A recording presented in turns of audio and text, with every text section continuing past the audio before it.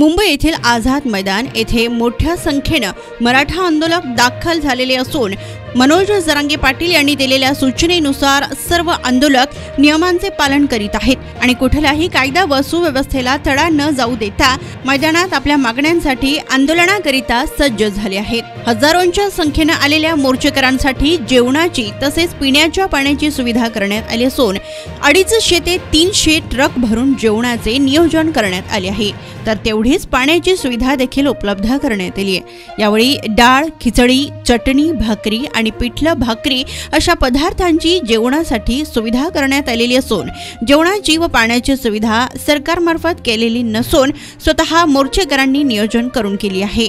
याचं उद्दिष्ट इतकाच की आझाद मैदान येथे आरक्षणासाठी आलेला एकही मराठा बांधव उपाशी राहिला नाही पाहिजे। सरकार तर यांच्या जेवणाची काळजी घेत नाही, परंतु सरकारने आरक्षण देण्याची काळजी घ्यावी। जोपर्यंत आरक्षण मिळणार नाही आता तोपर्यंत आझाद मैदान येथे असेच ठाण मांडून राहणार आहोत, अशी प्रतिक्रिया यावेळी मराठा बांधवांनी दिली आहे। नाव सांगा आणि आपण कुठून आले? बळवंत कदम मोकळे स्टेट ठाणे मराठा आंदोलक दादांना पाठिंबा जाहीर उपोषणस्थळी आझाद मैदानावर आलेलो आहे आणि मनोज दादांच्या पाठीमागे संपूर्ण महाराष्ट्रातील नव्हे तर महाराष्ट्राबाहेरील समाज पूर्ण ताकदीने उभा आहे आणि येणाऱ्या काळामध्ये सरकारने यावर तोडगा काढावे आणि मुंबईत येणाऱ्या मराठ्यांना थांबवण्यासाठी एकच पर्याय आहे, सरकारने लवकरात लवकर GR काढून मराठा समाजाला OBC मधून आरक्षण द्यावं ही आमच्या संपूर्ण मराठा समाजाची मागणी आहे आणि ती सरकारने लवकरात लवकर पूर्ण करावी ही समाजाच्या आणि मनोज दादा पाटलांच्या वतीने आम्ही स्थानिक मोर्चेकरांसाठी जेवणाची सुविधा केली आहे, पाण्याची सुविधा काय सांगाल या सुविधेबद्दल सांगा काहीतरी।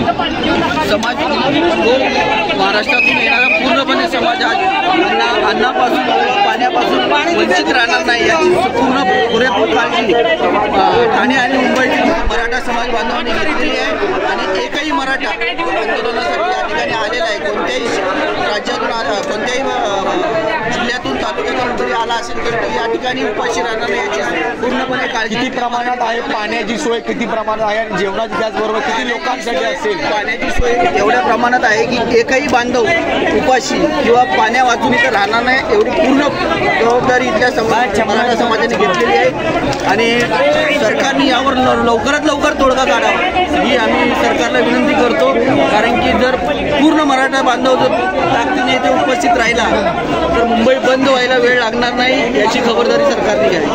जय हिंद, जय महाराष्ट्र। सर, पहिल्यांदा आपलं नाव सांगा। माझं नाव प्रवीण केशव पिसाळ आहे, मी महामुंबईच्या स्वयंसेवक टीम कंट्रोलमध्ये आहे आणि जवळपास आमची आता 20,000 स्वयंसेवक आहे। आजचं जे आपलं मराठ्याचं जनसागर आलेलं आहे त्या जनसागराचं नियोजन करण्यासाठी जवळपास महामुंबईमधून 20,000 स्वयंसेवक आहेत आणि आम्हाला आंदोलन काय नवीन आहेत, मराठ्यांची अनेक आंदोलनं झालेली आहेत, शिस्तप्रिय पद्धतीने आंदोलन झालेली आहेत आणि अनेक आंदोलनाचा नियोजन करण्याचा अनुभव आमच्या सगळ्या टीमला आहे। आज नेमकं काय आयोजन करण्यात आलं आहे?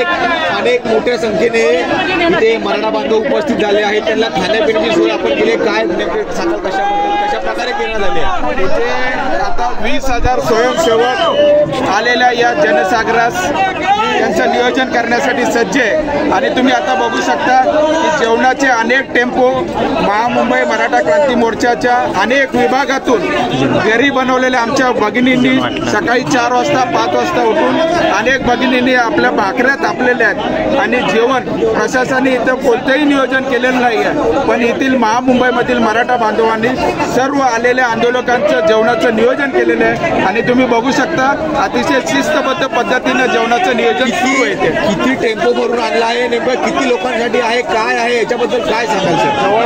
जवळपास 250-300 टेम्पो जेवण इथं भरून आलेलं आहे। जेवढ्या लाखोचा जनसमुदाय आलेला आहे, एकही मराठा बांधव इथे महामुंबईमध्ये आला आंदोलनासाठी, लाखोच्या संख्येने इथं महामराठा आंदोलन करण्यासाठी महामुंबईमध्ये आलेले आहेत आणि एकही बांधव उपाशी राहणार नाही याची आम्ही सगळं काळजी घेतलेली आहे आणि जेवणाचं वाटप इथं सुरू आहे। एकही बांधव जेवण वाचून राहणार नाही याची आम्ही खबरदारी घेतलेली आहे। कधीपासून सुरू केलं आहे जेवणाचा वेळ नेमकं जेवण आम्ही आता 12 वाजल्यापासून सुरू केलेले आहे आणि आता 2 तास झाले पण गर्दी काय संपत नाहीये.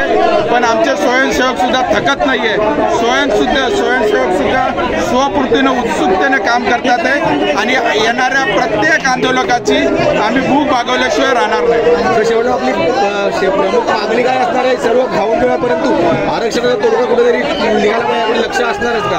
आमचं या आंदोलनाचं नेतृत्व मनोजदादा जरांगे पाटील करतात आहे आणि संपूर्णपणे सकल मराठा समाज हे मनोजदादा जरांगे यांच्या पाठीशी ठामपणे उभा आहे आणि मराठा आरक्षणाची मागणी सर्वश्रुत आहे.